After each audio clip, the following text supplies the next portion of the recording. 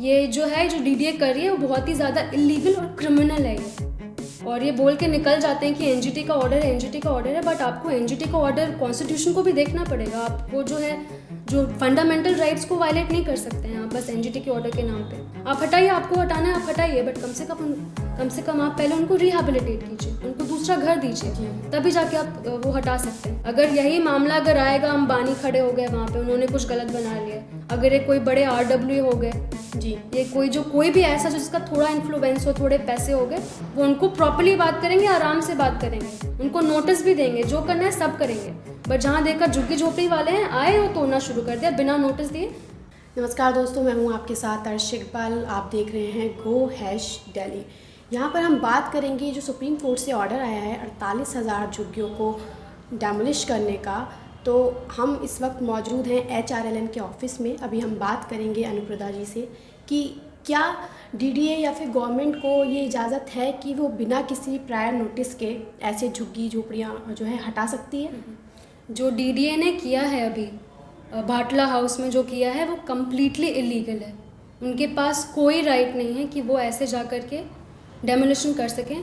और हम जो है काफ़ी सारे पेटिशन्स फाइल करते हैं। DDA जो है एक बहुत बड़ी लैंड ओनिंग एजेंसी है दिल्ली में, तो उनके काफ़ी सारे लैंड्स हैं और हमने पास्ट में काफ़ी सारे केसेस किए हैं और वो सेम करते हैं। वो आते हैं बिना नोटिस के डेमोलिशन शुरू कर देते हैं और फिर हम कोर्ट में जाते हैं और कोर्ट ने उनको बार बार डांटा है इसको लेकर के कि आप ऐसा नहीं कर सकते हैं। आपको जो नोटिस देना होता है वो प्रिंसिपल ऑफ नेचुरल जस्टिस होता है जी, कि अगर आप किसी को हटा रहे हैं तो आप तो कम से कम उसको बताओ तो कि आप जा रहे हैं तोड़ने के लिए। तो ओल्गा तेलिस में जो एक जजमेंट है ओल्गा तेलिस, उसमें ये बोला गया था कि अगर नोटिस नहीं दिया गया है तो वो वायलेशन है प्रिंसिपल ऑफ नेचुरल जस्टिस का। ये पहली चीज़ हो गई। दूसरी चीज़ जो हो गई, दिल्ली में एक जो जितने भी जो रिहेबिलिटेशन का काम है, जितने भी स्लम हैं, वो सारा है एक Delhi urban shelter improvement board. ये जो है इनका काम है, जितनी भी दिल्ली में बस्तियां हैं, झुग्गी झोपड़ी बस्तियां, उनको रिहेबिलिटेट करने का काम। उसके लिए उन्होंने 2015 की एक पॉलिसी लाई है। 2015 की पॉलिसी ये बोलती है कि अगर झुग्गी झोपड़ी बस्ती, अगर वो एक झुग्गी झोपड़ी बस्ती है तो उसको पहले रिहेबिलिटेट किया जाएगा, एक ऑल्टरनेटिव अकोमोडेशन प्रोवाइड किया जाएगा, घर के बदले घर, उसके बाद ही जाके कहीं तोड़ सकते हैं जी, उसके बिना नहीं तोड़ सकते हैं। अपार्ट फ्रॉम दैट, एक अजय माकन का केस हुआ था 2015 में फाइल हुआ था शकूर बस्ती का जी। वो केस था रेलवे का, रेलवे लैंड थी वहाँ पे और उन्होंने भी सेम ही चीज़ किया था। वो गए और उन्होंने बिना नोटिस के जो है डेमोलिशन कर दिया। हम कोर्ट के पास गए और कोर्ट ने उनको काफ़ी डांटा फटकारा कि आप ऐसा नहीं कर सकते हैं, और उसमें DDA भी पार्टी थी जी, DDA भी पार्टी थी। और उस ऑर्डर के बाद कोर्ट ने बोला कि आप एक प्रोटोकॉल लेकर के आइए कि कैसे जो इंक्रोचमेंट है उसको कैसे रिमूव किया जाएगा। उस प्रोटोकॉल का पार्ट DDA थी। तो ऐसा नहीं कि DDA को नहीं पता है कि हाँ बिना रिहेबिलिटेशन के नहीं हो सकता है। उनको पता है कि क्या प्रोसीजर है, उनको पता है क्या लॉज हैं, वो जानबूझ के करते हैं। और जो ये भाटला हाउस का जो ये बस्ती है, वो डूसिप की एक लिस्ट है। डूसिप जिनका काम रिहेबिलिटेट करने का, उनकी एक लिस्ट है और लिस्ट में जितनी भी बस्तियों का नाम लिस्ट है उनको रिहेबिलिटेट करना है, उनका काम है ये जी। और भाटला हाउस जो है उस डूसिप लिस्ट में है, इसका मतलब वो रिहेबिलिटेट होनी थी। तो मैम ये रिहेबिलिटेट फिर क्यों नहीं हुआ? ये ऐसे ही करते हैं। अभी आकर के कोर्ट में हमने एक फ्राइडे को केस फाइल किया, दो लोगों के बिहाफ पे, 2 रेसिडेंट्स के बिहाफ पे हम कोर्ट में गए। हमारे पास ज़्यादा टाइम नहीं था तो हम बस 2 लोगों के बिहाफ पे जा पाए। उसमें DDA अभी आकर ये बोल रही है कि NGT का ऑर्डर है, एक NGT जो है वो ऑर्डर देख रहे थे, यमुना क्लीनिंग ऑफ यमुना का एक केस चल रहा है NGT में। वो पूरा मॉनिटर कर रही है कि कैसे हम यमुना रिवर को रिजुविनेट करें और क्लीन करें जी। उस केस में NGT ने एक ऑर्डर पास किया और बोला कि जितने भी लोग यमुना फ्लड प्लेन में इंक्रोचमेंट पे हैं, इंक्रोच करके रखा है जी, उनको आप रिमूव कीजिए।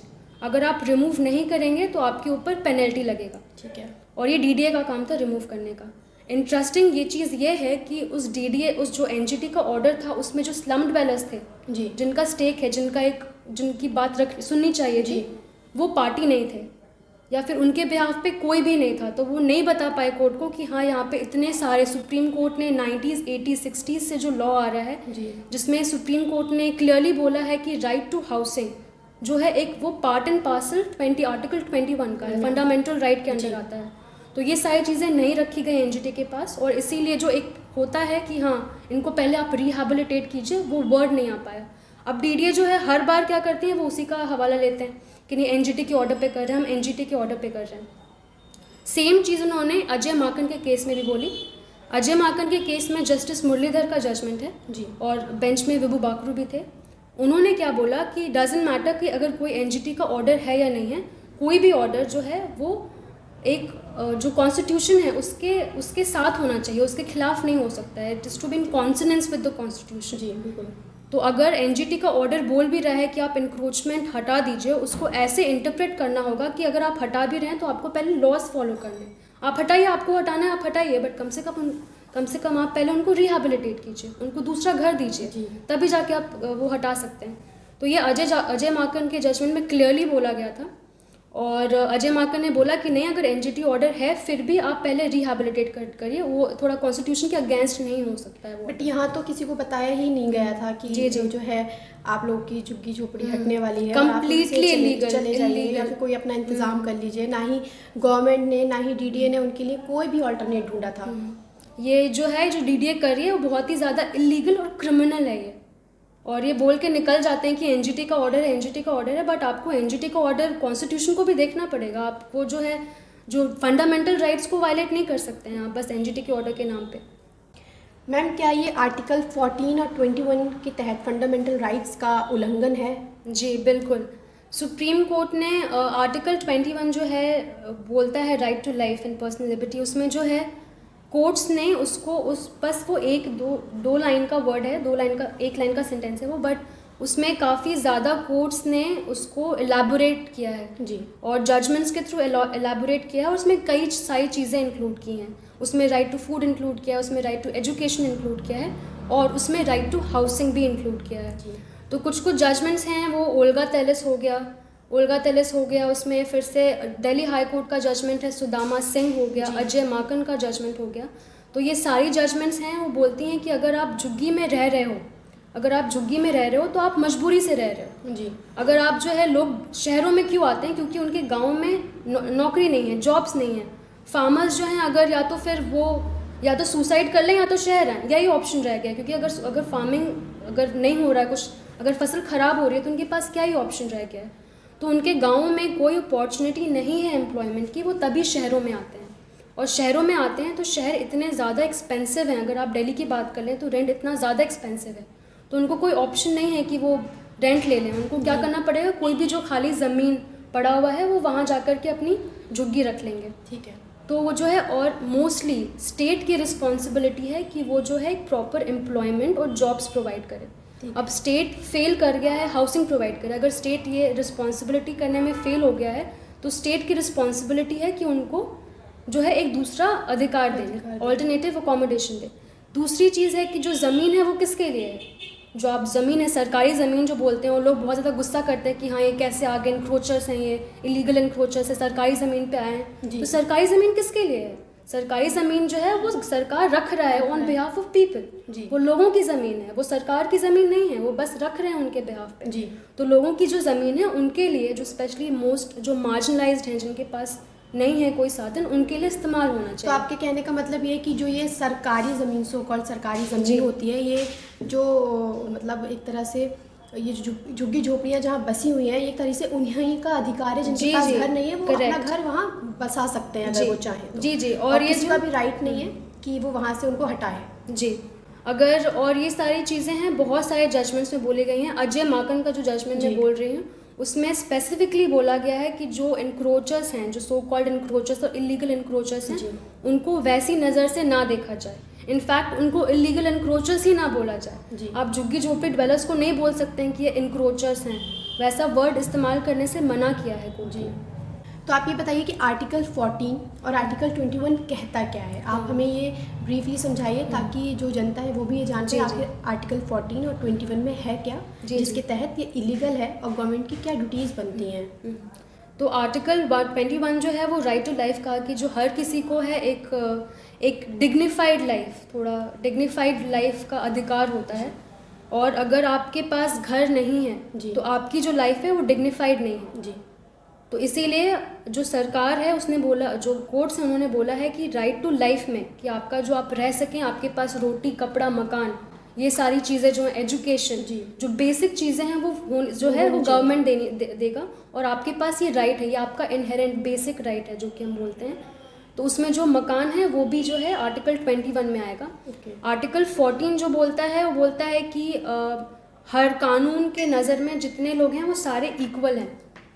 और अभी जैसा कि आप देखा जाए यहाँ पे क्या करते हैं, ये बहुत ही कॉमन चीज़ है कि अगर ये देखेंगे कि झुग्गी झोपड़ी है यहाँ पे, तो बिना नोटिस दिया उनको लगता है कि पता नहीं क्या है, ये इनक्रोचर्स हैं, उनको जाके वो तोड़ देंगे जी। अगर यही मामला अगर आएगा, अंबानी खड़े हो गए वहाँ पे, उन्होंने कुछ गलत बना लिया, अगर ये कोई बड़े RW हो गए जी, ये कोई भी ऐसा जिसका थोड़ा इन्फ्लुएंस हो, थोड़े पैसे हो गए, वो उनको प्रॉपर्ली बात करेंगे, आराम से बात करेंगे, उनको नोटिस भी देंगे, जो करना है सब करेंगे। बट जहाँ देखकर झुग्गी झोपड़ी वाले हैं आए वो तोड़ना शुरू कर दिया बिना नोटिस दिए, बावजूद इसके कि लोगों के पास राइट है। जी। तो ये जो दोनों हैं उनका वायलेशन किया है DDA ने। जैसे मैम वहाँ पे लोगों का ये भी कहना है कि उनके पास पेपर्स हैं और वो उनके पास पेपर्स हैं उस जगह के जहाँ वो रह रहे हैं, तो क्या जो जिन्होंने वो ज़मीन दी है, तो क्या सरकार के अलावा भी कोई और इन्वॉल्व है जो उनको ये ज़मीन प्रोवाइड कर रहा है, या किसी को हक है बीच में कि सरकार के अलावा? जैसे उन्होंने बोला है कि ये गवर्नमेंट की जगह है और गवर्नमेंट की जगह पे इन लोगों ने झुग्गियाँ बसाई हुई हैं, अब ये सरकार जो है इन लोगों को कभी भी यहाँ से हटा सकती है, जैसा कि लॉ में है नहीं, लेकिन ये लोग कर रहे हैं। तो बीच में जो लोग इन्वॉल्व हैं, तो क्या वो पेपर्स माने जाएंगे जो उनके पास हैं इस वक्त मौजूद? जी, तो इसमें जो डूसिप की पॉलिसी, जिसका मैंने पहले आपको बताया था, डूसिप की पॉलिसी 2015 की पॉलिसी है जी। उसमें एलिजिबिलिटी क्राइटेरिया कि कौन कौन लोग जो हैं एलिजिबल हैं रिहैबिलिटेशन के लिए, उसमें 2 है। जी। पहला है कि आपकी जो बस्ती है, आप जहाँ पे रह रहे हैं, आपकी जो कॉलोनी है, वो 2006 से पहले की होनी की चाहिए। अच्छा। और उस कॉलोनी में जो आपका पर्टिकुलर घर है, जो आपकी झुग्गी है, वो 2015 से पहले की होनी की चाहिए। तो कोई भी इंसान जो कि जिसके पास कागजात हों 2015 से पहले का, voter ID card, ration card, Aadhaar card, बच्चों का school leaving certificate, birth certificate, कोई भी सरकार द्वारा इशू किया हुआ सर्टिफिकेट अगर वो दिखा पाएँ तो वो एलिजिबल है रिहैबिलिटेशन के लिए। मोस्टली क्या बताना होता है कि हाँ जो हम यहाँ पे रह रहे हैं, ये झुग्गी जो है यहाँ से इतने साल से हम यहाँ पे रह रहे हैं, तो रेसिडेंस इस्टेब्लिश करने के लिए ये डॉक्यूमेंट्स माने जाते हैं। और तो मैम उसमें जैसे जिनकी झुग्गियाँ टूट गई हैं, तो उनमें बहुत सारी उनकी जो प्रॉपर्टी है एक तरह से बर्बाद हो गई है, जिसमें शायद कागज़ भी ख़त्म हो गए होंगे, दब गए होंगे, तब तो उनके पास कोई कागज़ बचा ही नहीं होगा। तो अब वो कैसे मतलब अपनी बात रख सकते हैं कि हम यहाँ का पार्ट है, हम यहाँ सिटीज़न है हम, क्योंकि उनके पास तो आधार कार्ड बचा ही नहीं होगा, उनके पास तो कोई कागजात बचे ही नहीं है, जैसा कि उन लोगों का कहना है कि सब कुछ उनका बर्बाद हो गया है। तो अब वो कैसे क्लेम कर सकते हैं कि ये उनको जो है उनके लिए ऑल्टरनेट ढूंढा जाए, उनको भी सहारा दिया जाए? सैडली अगर आप पॉलिसी देखें तो उनके लिए, अगर जिनके पास कोई भी कागज़ नहीं है, उनको रिहैबिलिटेशन नहीं मिलेगा। और ऐसा बहुत बार होता है कि झुग्गियों में आग लग जाती है, आग लग गए, कागज़ ख़त्म हो गए, कुछ हो गया, लोग नहीं रख सकते हैं। जो मोस्टली जो झुग्गियों में रहते हैं उनके लिए होता है कि 3 टाइम खाना अरेंज करें। जी। उनको नहीं होता है कि हम कागज़ संभाल के रखें, वो बनवाएं, ये बनवाएं। तो बहुत सारे केसेस में लोगों को जो है ऑल्टरनेटिव अकोमोडेशन, दूसरा घर नहीं मिलता है क्योंकि उनके पास कागजात नहीं होते हैं। तो ये प्रॉब्लम बहुत बड़ी प्रॉब्लम है जो कि अभी भी कंटिन्यू हो रही है। तो जैसे जब ये डेमोलिशन ड्राइव स्टार्ट हुई, तो जिन लोगों की प्रॉपर्टी डैमेज हो गई है, जिन लोगों की मतलब पूरी बिलोंगिंग्स, ये प्रॉपर्टी सब कुछ एक तरह से चला गया है, तो क्या सरकार उनको कंपनसेशन देगी? हम मांगते हैं, जो हमने पिटिशन फाइल किया है उसमें हम कॉम्पनसेशन मांगते हैं। उनको इंजरीज हुई है? जी। बट सैडली अब तक हमने जितने भी केसेस किए हैं उसमें कॉम्पनसेशन जो है वो नहीं देते। जी। मैक्सिमम अगर रिहैबिलिटेट कर दिया तो जो कोर्ट भी है वो कॉम्पनसेशन के मामले में उतना नहीं जाती है, बट हम कोशिश करते हैं और कोर्ट से मांगते हैं कि जो भी नुकसान हुआ है उसको जो उसकी भरपाई हो। और हम सब ही ये बात जानते हैं कि इस वक्त पूरा देश कोरोना से संक्रमित है और लाखों के केसेस जो हैं वो अब हमारे सामने आ चुके हैं, लोगों की जान भी जा चुकी है, और इन लोगों के जो झुग्गी में रहने वाले लोग हैं, ये एक तरह से मतलब इनको खुले आसमान के नीचे रहने के लिए मजबूर कर दिया गया है। और ये जो बरसात का मौसम है, कोई इंसान जो है इस मौसम में सबसे ज़्यादा इन्फेक्ट होता है, तो अगर किसी की भी इसमें मौत हो जाती है तो इस चीज़ का कौन जिम्मेदार होगा? जो सरकार जिम्मेदार है, मैं तो बोलूँगी DDA जिम्मेदार हैं, जो अफसर हैं, जो पुलिस आए हैं, वो सारे जिम्मेदार हैं इस चीज़ के। तो उनको सारों के खिलाफ ये एक्शन होना चाहिए। तो क्या DDA और स्टेट गवर्नमेंट के खिलाफ कोई एक्शन लिया जाएगा? हम कोशिश करेंगे सरकार के खिलाफ, जो डीडीए है और पुलिस है, इनके खिलाफ एक्शन होना चाहिए, ये हमारी मांग है और हम कोशिश करेंगे और हम ये उम्मीद रखते हैं कि इनके खिलाफ एक्शन हो। तो और जो गवर्नमेंट की जो फंडामेंटल ड्यूटीज़ हैं वो इन पुअर पीपल्स और जो है ये जो होमलेस हैं, जो गरीब हैं, बेसहारा हैं, इनके लिए क्या गवर्नमेंट की फंडामेंटल ड्यूटीज़ बनती हैं? सरकार की जो ड्यूटी यही है कि जो लोगों का फंडामेंटल राइट है, बेसिक राइट है, वो उसको एक तो इन्फोर्स करें, उसको दें। अगर लोगों का फंडामेंटल राइट है, घर का अधिकार है, लोगों के पास घर का अधिकार है, तो सरकार की ड्यूटी है कि वो घर का अधिकार उनको दें। जी, वो छीन नहीं सकते, तो वो दे भी नहीं रहे, ऊपर से जो भी लोगों ने बनाए हैं उसको भी वो तोड़ ले छीन रहे हैं।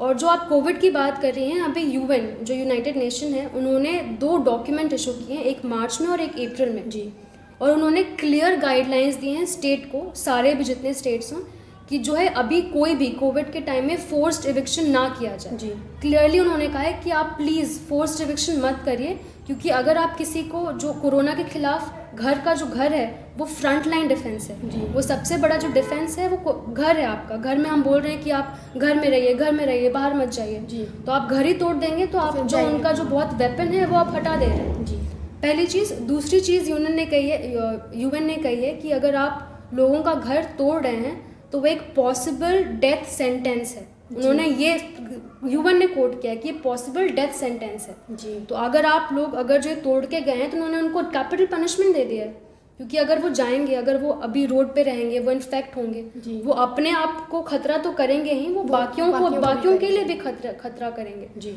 तो अभी जो आपने 2 लोगों के बिहाफ जो पिटीशन फाइल किया था, तो उसका क्या अभी तक क्या फैसला कोर्ट की तरफ से आया है? जी, तो उसमें उस केस में जो है हमें 5 दिन का स्टे मिला है। अच्छा। और वेंसडे तक स्टे मिला है, और हमें बीच में जो बोला गया है कि 5 दिन के अंदर अंदर आप एक अपील फाइल कीजिए डिवीजन बेंच के पास। ओके। तो हाई कोर्ट में एक होते हैं सिंगल बेंच जहाँ पे 1 जज बैठते हैं, और फिर वहाँ पे डिवीजन बेंच होता है जहाँ पे 2 जज बैठते हैं। तो यमुना फ्लड प्लेन का जो केस चल रहा था, हमने पहले आई थिंक 2018 में एक केस किया था दूसरी बस्ती खिलाफ, जो दूसरी बस्ती के बिहाफ पे, जो कि यमुना फ्लड प्लेन पे रह रहे थे। जी। तो उनको भी नोटिस दिया गया था डेमोलिशन का, तो हमने स्टे लिया, और सिंगल बेंच जो 1 जज है वहाँ से हमने स्टे ले लिया आपने। फिर जो है डीडीए ने बिना हमें बताए, जो पेटिशनर थे हम, बिना हमें बताए चुपके से वो चले गए डिवीजन बेंच के पास, चीफ जस्टिस के पास। जी। और बिना हमें बताए हमारे एब्सेंस में उन्होंने उस स्टे को वेकेट कर लिया। मतलब जो है वो स्टे को हटा दिया, और हमें सुना नहीं गया। हमें, अगर हम जाते वहाँ पे तो हम बताते कि हाँ यहाँ पे जितने सारे जजमेंट्स हैं आप प्लीज़ उसको भी देखिए। डीडीए ने बस बोला कि नहीं, हमारे पास एनजीटी का ऑर्डर है, और अगर हम नहीं तोड़ेंगे तो हमें जो है फाइन देना पड़ेगा। मैम, आप बताएंगे कि जो डीडीए का एक्ट है वो क्या है? तो आप हमारे मतलब जनता को बताइए कि एक्सप्लेन करिए कि क्या है डीडीए एक्ट। जी। सो जो डीडीए एक्ट है, डीडीए एक्ट में पूरा प्रोसीजर बताया गया है कि अगर कोई इंक्रोचमेंट है तो उसको कैसे रिमूव करना है। जी। तो उस, अगर आप डीडीए एक्ट के अंडर, जो भी डीडीए काम करेगी वो डीडीए एक्ट के अंडर उसके अकॉर्डिंग करेगी। डीडीए जो फॉर्म हुआ है वो डीडीए एक्ट के अंडर फॉर्म हुआ है, तो उसको एक्ट के अंडर ही होकर के सारा काम करना है। जी। डीडीए एक्ट जो बोलता है कि अगर आपको इंक्रोचमेंट रिमूव करना है तो उसमें सबसे पहले आपको एक नोटिस देना पड़ेगा। ठीक है। नोटिस देने के बाद हियरिंग होगा। हियरिंग के टाइम पे जो लोग हैं जिन्होंने सो कॉल्ड इंक्रोचमेंट कर रखा है, उनको राइट है कि वो एक अपना रिप्रेजेंटेटिव चूज़ करें, एडवोकेट चूज़ करें। ठीक है। जो कि आर्ग्यू करेंगे उनके बिहाफ पे और रिप्रेजेंट करेंगे। उसके बाद जो कि एक फाइनल ऑर्डर पास होगा। जी। ऑर्डर के बाद अगर आपको पाया जाता है कि आप इंक्रोचमेंट कर रहे थे, तो फिर ऑर्डर आपको खुद बोलेगा कि आप खुद अपना इंक्रोचमेंट हटा लीजिए। जी। अगर आपने खुद अपना नहीं हटाया तब जाके दोबारा डेमोलिशन का नोटिस इशू होगा। तो ये सारी प्रोसीजर तो फॉलो हुई ही नहीं है। जी। तो ये पूरा जो भी करे डीडीए वो कम्प्लीटली इलीगल है। ठीक है। आपने देखा किस तरह से अनुप्रदा जी ने ये बात समझाई है, जो कि एडवोकेट हैं, और उन्होंने बहुत अच्छे से हमें आर्टिकल्स भी समझाए कि इन गरीब बेसहारा लोगों के क्या राइट्स हैं, और जो कुछ भी हो रहा है वो बिल्कुल इलीगल हो रहा है। डीडीए के ख़िलाफ़ हम सरकार के ख़िलाफ़ एक्शन ले सकते हैं। क्योंकि बिना किसी शो कॉज नोटिस के उन्होंने उनकी झुग्गियाँ तोड़ी और उनको जो है उनकी सारी प्रॉपर्टी बर्बाद कर दी।